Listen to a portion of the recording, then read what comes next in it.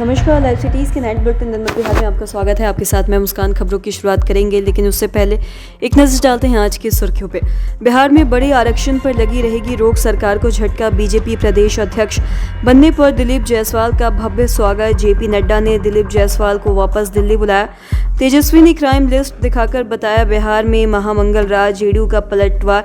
38 महीने की सत्ता में आपका ट्विटर क्यों मौन रहा? लगातार गिर रहे पुलों पर याचिका दायर, सुप्रीम कोर्ट ने मांगा जवाब।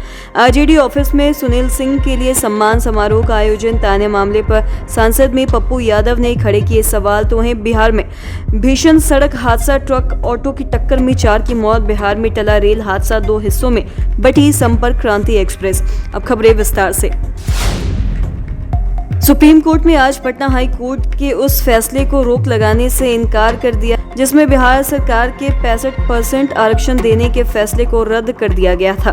बता दें कि हालांकि सुप्रीम कोर्ट फैसले के खिलाफ बिहार सरकार की याचिका पर सुनवाई को तैयार हो गया है, तो वहीं इस पर सितंबर में सुनवाई होगी और राज्य सरकार ने शिक्षण संस्थाओं और साथ ही साथ सरकारी नौकरियों में SC, ST, OBC और EBC को 50% से बढ़ाकर 65% आरक्षण देने का फैसला लिया था।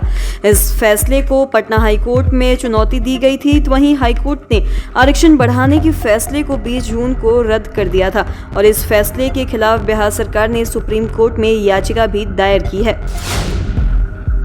बीजेपी के नए प्रदेश अध्यक्ष दिलीप जायसवाल आज पटना पहुंचे और एयरपोर्ट से बीजेपी ऑफिस तक उनका भव्य स्वागत भी किया गया। बता दें कि एयरपोर्ट पर 2 नगारों के साथ कार्यकर्ताओं ने उन्हें रिसीव किया और इसके बाद वो गाड़ी से बीजेपी ऑफिस के लिए निकले और इस दौरान शहर में अलग अलग जगहों पर उनका स्वागत भी किया गया। स्वागत में हाथी भी बुलाया गया था, तो वहीं JCB से फूल बरसाए गए थे और बीजेपी ऑफिस में महिला कार्यकर्ताओं ने शंख बजाया तो मंच पर उन्हें चांदी का मुकुट भी पहनाया गया और इस दौरान डिप्टी CM सम्राट चौधरी और विजय सिन्हा समेत बीजेपी के कई सीनियर नेता और पदाधिकारी मौजूद रहे और बीजेपी प्रदेश अध्यक्ष दिलीप जायसवाल ने कहा कि मेरी प्राथमिकता कार्यकर्ताओं को सम्मान दिलाना और साथ ही 2025 में बिहार में NDA की सरकार बनानी है।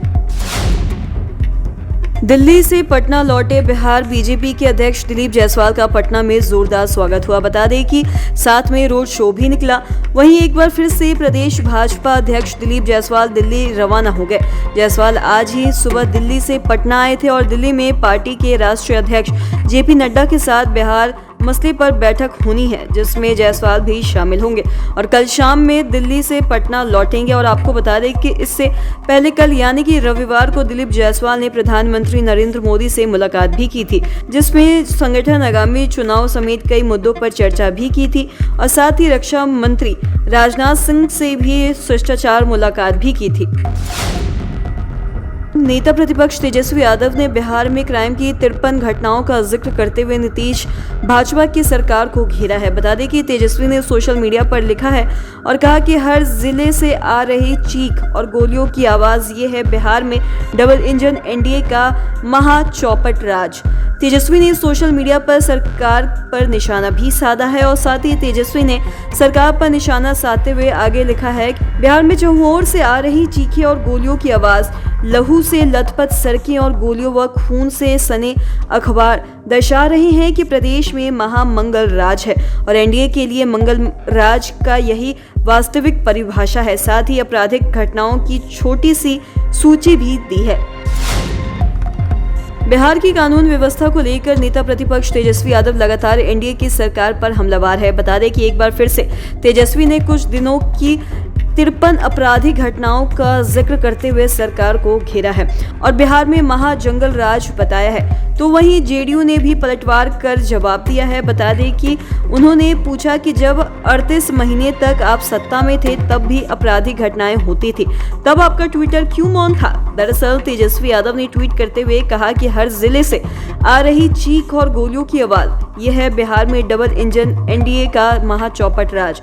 बिहार में चहुओर से आ रही चीखें, गोलियों की आवाज, लहू से लथपथ सड़कें और गोलियों एवं खून से सने अखबार दर्शा रहे हैं प्रदेश में महामंगल राज है और NDA के लिए महामंगल राज की यही वास्तविक परिभाषा है। तो वहीं विगत कुछ दिनों की आपराधिक घटनाओं की छोटी सी सूची तेजस्वी ने 53 घटनाओं का जिक्र किया है। सुप्रीम कोर्ट ने बिहार में लगातार पुल गिरने की घटनाओं को लेकर दाखिल जनहित याचिका पर आज सुनवाई की है। बता दें कि कोर्ट ने इस मामले में बिहार और केंद्र सरकार से जवाब मांगा है और याचिका सुप्रीम कोर्ट के वकील ब्रजेश सिंह ने दाखिल भी की है। इसमें बिहार में पुलों की सुरक्षा और मजबूती के बारे में चिंता जताते हुए मांग की गई और एक हाई लेवल एक्सपर्ट पैनल बनाकर इन पुलों का स्ट्रक्चरल ऑडिट कराया जाए। बता दें कि याचिकाकर्ता ने ये भी कहा कि बिहार बाढ़ प्रभावित राज्य है। यहाँ 68,800 वर्ग किलोमीटर यानी कि 73.6% जमीन बाढ़ की चपेट में आती है। बिहार में पुल गिरने की ऐसी नियमित घटनाओं से लोगों का जीवन खतरे में है। तो वहीं याचिका में कहा गया है कि पिछले 2 सालों में 12 कई पुलों के बनने के दौरान या बनने के फौरन बाद गिरने, रहने और बहने की घटनाएं सामने आई है।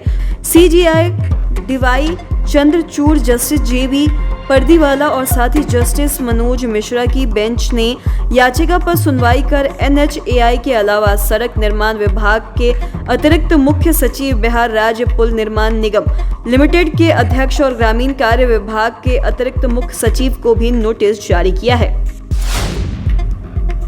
आज जब राजद कार्यालय में सुनील सिंह के लिए सम्मान समारोह का आयोजन किया गया था, जहां उन्होंने CM नीतीश पर जमकर भड़ास निकाली है। बता दें कि उन्होंने पार्टी कार्यकर्ताओं को संबोधित करते हुए ये कहा कि बिहार में लगातार पुल गिर रहे हैं, जिससे जनता का विश्वास उनके प्रति गिर रहा है, लेकिन उन्हें इस बात की चिंता नहीं है और उन्हें चिंता इस बात की है कि सदन में जो आवाज उठा रहे हैं उस आवाज को बंद किया जाए।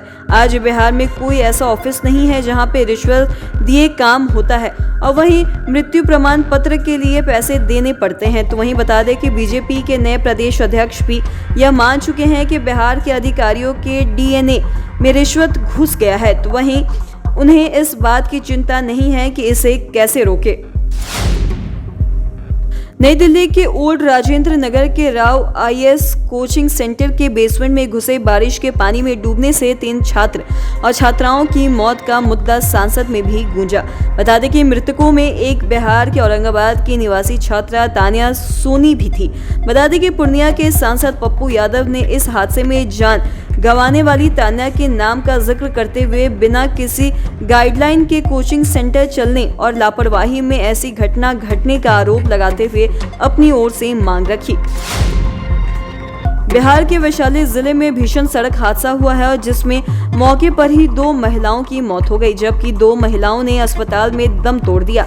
बताया जा रहा है कि वैशाली थाना क्षेत्र के कोल्ड स्टोरेज के पास ट्रक और ऑटो की जोरदार टक्कर हुई और इस टक्कर में ऑटो के परखच्चे उड़ गए और उसमें बैठे लोगों में 4 महिलाओं की मौत हो गई, जबकि 2 लोगों को घायल अवस्था में अस्पताल में भर्ती कराया गया। ऑटो में सवार सभी लोग बुढ़िया मैया मंदिर से पूजा कर लौट रहे थे। सभी हाजीपुर से मुजफ्फरपुर लौट रहे थे और ऑटो में कुल 9 लोग सवार थे। मृतकों के परिवार में मातम पसर गया है। बता दें कि वहीं पुलिस मामले की जांच में जुट गई है।